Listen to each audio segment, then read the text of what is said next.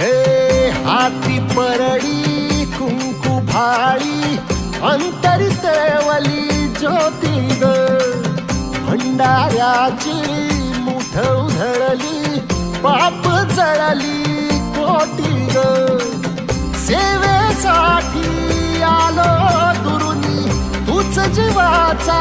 जीव स्वामिनी होऊ दे मंगल आई ग हाती परडी कुंकू भाळी अंतरितवली